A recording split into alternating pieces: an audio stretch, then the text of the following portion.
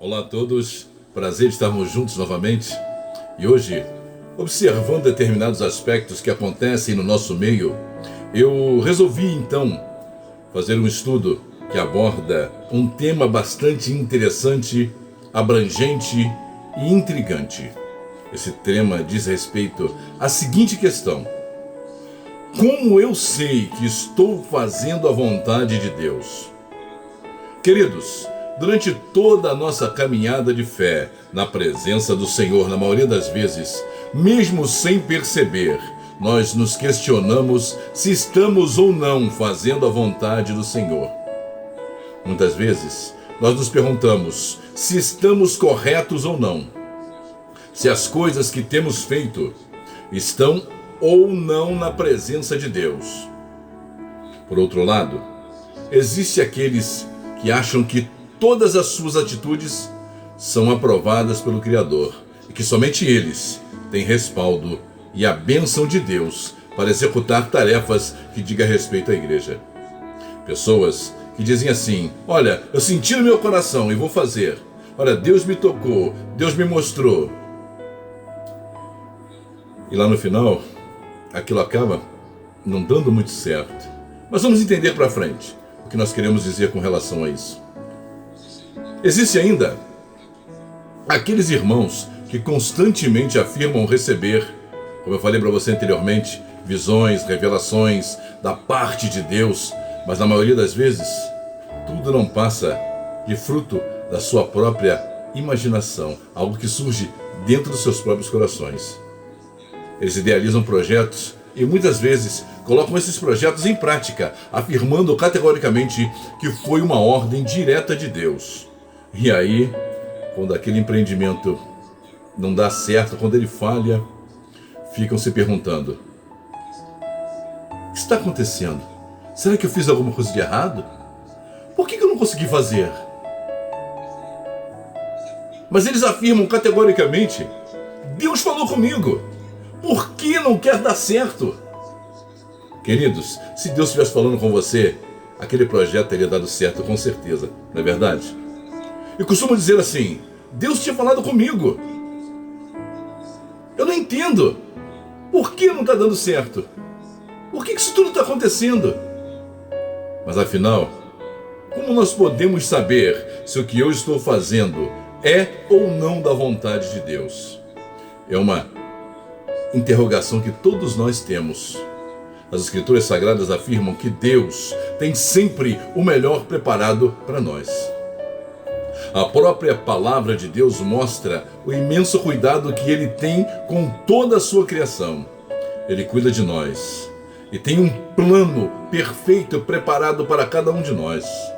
Nunca Ele nos abandonará e quer sempre que passemos a eternidade com Ele. O seu plano é esse, que lá no final nós estejamos juntos com Ele para todo sempre. Porque eu bem sei os pensamentos que tenho a vosso respeito, diz o Senhor, pensamentos de paz e não de mal, para vos dar o fim que esperais.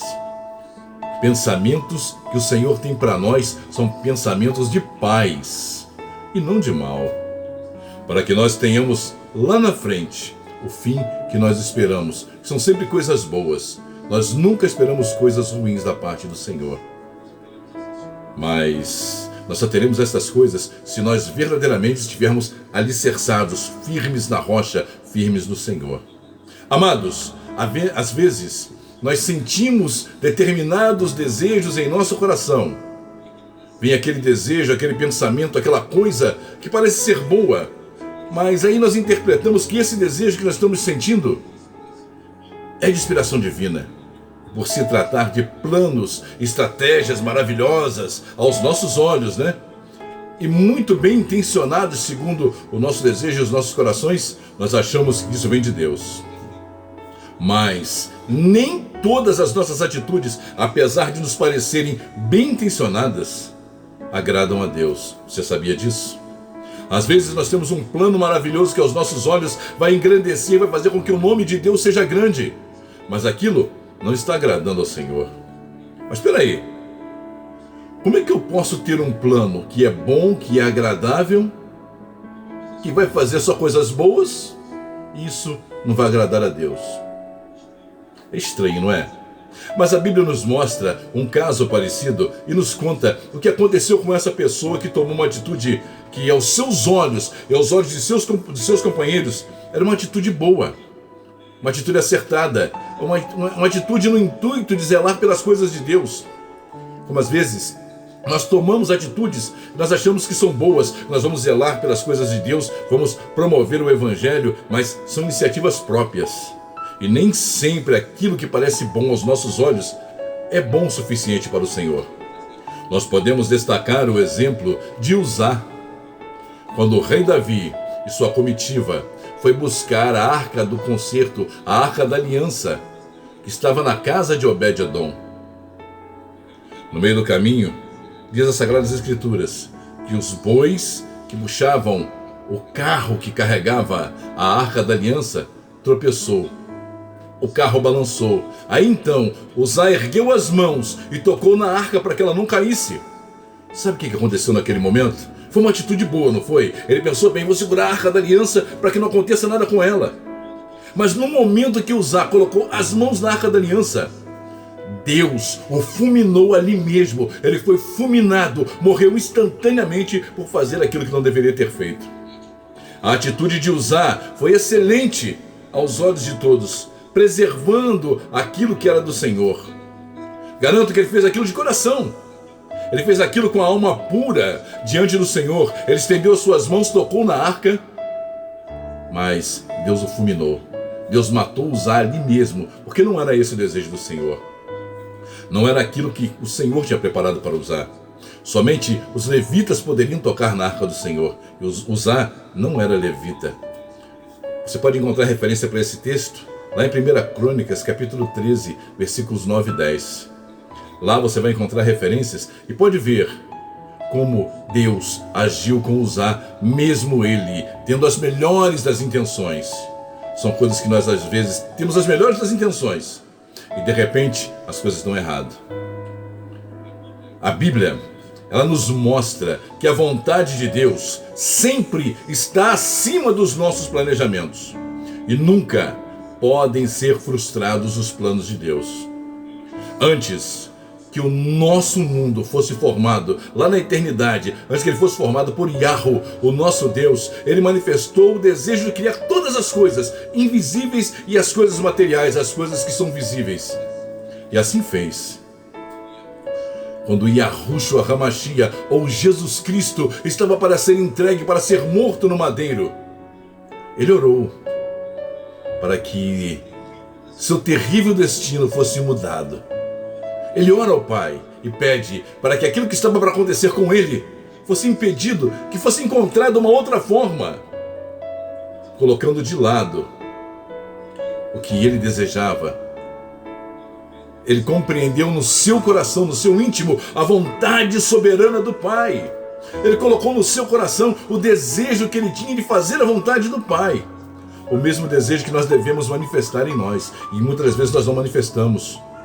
E Jesus, ele então ora ao Pai e diz: Pai, se queres, afasta de mim esse cálice. Todavia, não se faça a minha vontade, mas a tua vontade. Você entendeu, querido? Que não se faça nem a minha nem a tua, mas a vontade do nosso Pai que está nos céus. Essa deveria ser sempre a nossa oração. Esse deveria ser sempre o desejo do nosso coração, fazer a vontade do Pai. Amados, os planos que o Pai tinha para Jesus se cumpriram à risca, na sua íntegra, nos proporcionando o quê?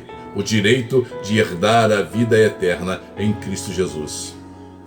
Em tudo que o nosso Pai vai fazer, todas as coisas que Ele realiza, sempre há um plano perfeito. E por mais louco, por mais psicodélico, desvairado que pareça diante dos nossos olhos, ou inaceitável humanamente falando, as atitudes que Deus toma com relação às nossas vidas, Ele sempre tem um plano perfeito, algo que vai resultar no nosso benefício lá na frente. No passado, quando Deus queria falar com o povo, Ele usava a boca dos seus servos, os profetas, para transmitir a sua vontade, para que o povo entendesse a sua vontade. Por isso, se você é um escolhido de Deus, os planos dele para a sua vida se cumprirão. Esta é a sua soberana vontade. Assim como ele usou os profetas lá atrás, ele vai usar o seu Espírito maravilhoso para falar com você. Ele vai usar a sua soberana vontade para falar com você através das Escrituras, através de um sonho, através de uma revelação, mas você vai saber que verdadeiramente é o Criador que está falando com você. Preste atenção, não se confunda. No mundo existem muitas vozes. Jesus fala conosco lá em João capítulo 10, versículo 27 e 28, dizendo assim: as minhas ovelhas ouvem a minha voz, e eu as conheço, e elas, preste atenção, e elas me seguem. E eu lhes dou a vida eterna, e jamais perecerão, e ninguém as arrebatará da minha mão. Preste atenção, as ovelhas do Senhor ouvem a sua voz, e elas o seguem. Sabe por quê? Você só segue quem você conhece, você só segue quem você tem confiança, a quem você pode se entregar completamente. E quando nós começamos a seguir ao Senhor, Ele começa a trazer coisas boas através das nossas vidas. Ele afirma: eu lhes dou a vida eterna, jamais perecerão. E Ele garante: se você conhecer a voz do Senhor e segui-lo para onde quer que Ele for, sendo submisso a Ele, entregando completamente a sua vida a Ele, entregando as suas vidas nas mãos dEle, Ele afirma categoricamente: ninguém, preste atenção, ninguém as arrebatará da minha mão. Ninguém tem a capacidade de tirar você das mãos do Senhor, se você não permitir que isso aconteça. Amados, nós podemos encontrar a plena vontade de Deus contida nas Sagradas Escrituras, e sempre que brota em nossa alma algum tipo de desejo ou uma ideia que supostamente venha nos direcionar para algo, nós devemos sempre confrontar esta ideia com as Sagradas Escrituras e observar se ela é favorável ou contrária à vontade do Pai. É assim que nós devemos agir. Como eu falei para você anteriormente, ainda que seja uma coisa maravilhosa que se apresente diante de você, aquilo é da vontade do Pai? É da vontade do nosso Pai? Às vezes, nós nos convencemos que o projeto que idealizamos é tão bom, é tão perfeito, que só pode ter vindo direto do trono de Deus. Não há a menor necessidade de perguntarmos se é ou não da vontade do Pai que aquilo se realize. É tão bom aquilo que está acontecendo diante de nós, que não tem necessidade de eu me ajoelhar ou me colocar num lugar separado e perguntar: Pai, isso que está se apresentando diante de mim é da tua vontade? Muitas pessoas têm medo de orar e perguntar a Deus qual é a vontade de Deus, qual é a vontade dele para as suas vidas, pelo simples motivo, pois eles acham que ele irá frustrar aqueles planos maravilhosos que ela idealizou. Por esse simples motivo, já dá para você perceber que aquilo que está em você, que aquele plano que você gerou em você, não vem do Pai. Porque você tem medo de que o Pai diga não para você. O seu íntimo quer realizar aqueles planos, mesmo que seja contra a vontade do Pai. O medo que as pessoas têm de receber uma frustração dos seus planos com relação à vontade do Deus Todo-Poderoso mostra que nós temos medo de sermos reprovados e por isso não consultamos a Deus para saber qual é a sua soberana vontade com relação a nós e aos nossos projetos. Quando deixamos de lado, queridos, os planos de Deus, nós aceitamos os desígnios do nosso próprio coração e aquilo que vem direto do maligno, das trevas para com a nossa vida. E nós passamos a nos conformar com as coisas concernentes a este mundo e começamos a abandonar as coisas que são concernentes ao mundo por vir, ao mundo que vem de cima, ao mundo do nosso Deus. A palavra nos diz em Romanos capítulo 12, versículo 2, através do apóstolo Paulo, que diz: e não vos conformeis com este mundo, mas transformai-vos pela renovação da vossa mente, para que experimenteis qual seja a boa, agradável e perfeita vontade de Deus. Quando nós nos submetemos a Deus, nós passamos a experimentar a boa, agradável e perfeita vontade de Deus para com as nossas vidas. É quando nós passamos a ser gratos por tudo aquilo que nós temos. É quando nós passamos a aceitar o plano do Criador para com as nossas vidas. Queridos, o texto nos sugere que transformemos a nossa mente, ou seja, que a nossa mente passe a ser semelhante à mente de Cristo, para que possamos experimentar a boa, agradável e perfeita vontade de Deus. Queridos, a mente de Cristo é uma mente perfeita e só tinha pensamentos para as coisas do alto, para as coisas que vêm de cima. Nós estamos presos nas coisas concernentes a este mundo. Fomos ensinados a ter, a procurar, a conquistar, a possuir, a granjear, a construir, a adquirir bens. A palavra nos diz claramente: não ajunteis tesouros para vós na terra. O nosso tesouro tem que estar onde? Nos céus. Esse é o plano perfeito que Deus tem preparado para nós. Esse é o plano que Deus para as nossas vidas. Tudo que você conseguir neste mundo vai ficar aqui. Passemos a reconhecer verdadeiramente a sua vontade. Passemos então a reconhecer verdadeiramente a sua voz.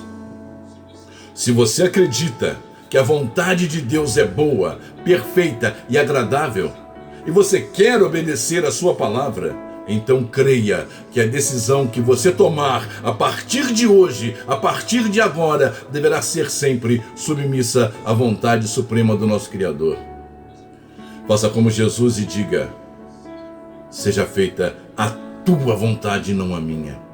Não importa se o que está diante de você é a realização suprema do seu maior desejo. Diga sempre: Pai, se isso for para engrandecer o teu nome, que o Senhor venha permitir, mas se for para minha derrota e para envergonhar o teu nome, não permita que isso aconteça, tira da minha vida.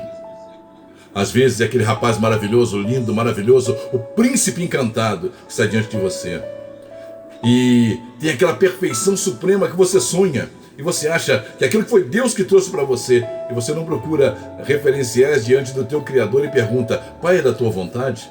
Aquela moça linda, maravilhosa, a mulher dos teus sonhos, aparece diante de você e você se encanta com ela. E não olha para o teu Criador e pergunta: Pai, é da tua vontade? E diz: Pai, se ele é da tua vontade, se ela não for da tua vontade, tira do meu caminho, afasta de mim. Sabe por que você não faz isso? Porque aquilo que você apresenta diante, aquilo que está diante de você, passa a ser sim o seu Deus. Passa a ser a coisa mais importante para você, enquanto a palavra diz: amarás ao Senhor teu Deus acima de todas as coisas. Quando você passar a colocar o Senhor teu Deus acima de todas as coisas, você vai começar a orar dizendo: Pai, seja feito a tua vontade e não a minha. Queridos, quando passamos a ser completamente dependentes do nosso Criador, passamos então a fazer inteiramente a sua vontade. O profeta João o Batista entendeu perfeitamente quando foi interrogado pelos seus discípulos, pois eles diziam que os discípulos de Jesus batizavam mais pessoas do que eles. João Batista vira para os seus discípulos e diz: é necessário que ele cresça e que eu diminua. É isso que você tem que colocar na sua vida. E aprender que é necessário que Jesus cresça na sua vida e que você diminua, você desapareça, que ele cresça, que ele seja a coisa mais importante da sua vida. Que ele seja a coisa mais importante que o seu emprego, que o seu carro, que a casa própria, que a sua mulher, que a tua saúde, que o teu casamento, que a tua vida. Que ele seja a coisa mais importante, que ele seja a primícia da sua vida, que ele seja a coisa principal da sua vida. Quando nós nos colocamos na condição de completamente dependentes do nosso Deus em todas as áreas da nossa vida, aí sim é que estamos começando a fazer a sua vontade. Pois a sua vontade é boa, agradável e perfeita. Sabe quando? Se nós confiarmos nossas vidas completamente a Ele. Se nós entregarmos as nossas vidas nas mãos do Senhor completamente, aí sim nós começaremos a fazer a sua vontade. Que não seja feito aquilo que eu quero. Que não seja feito aquilo que você quer, mas que seja feito completamente aquilo que Ele quer e sonhou para a sua vida. Amém? Eu sou o André Galdino, esse é o canal de Portas Abertas. Se você gostou do vídeo, deixe o seu like, inscreva-se no canal, ative o sininho, deixe também o seu comentário. Ele é muito importante para nós. Um abraço e até o próximo vídeo.